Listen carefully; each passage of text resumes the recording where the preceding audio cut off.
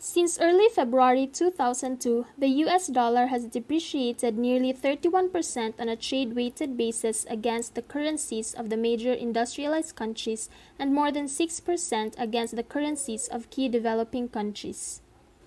Currency depreciation is a fall in the value of a currency in a floating exchange rate system. It is the decline of a currency's value relative to another currency.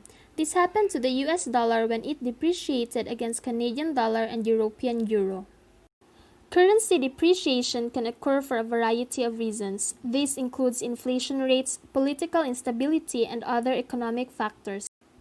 Despite of the falling dollar, the trade deficits increased between the United States and these countries in the same period.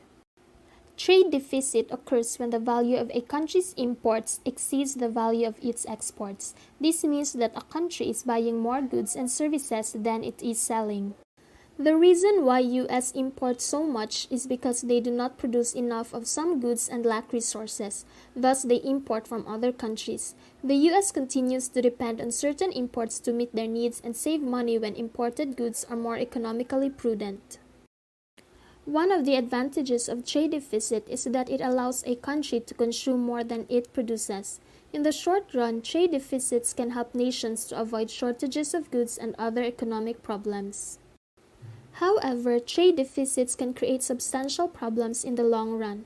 The worst and most obvious problem is that trade deficits can facilitate a sort of economic colonization. If a country imports more than it exports, there is relatively less demand for its currency, so prices should decline. In the case of the current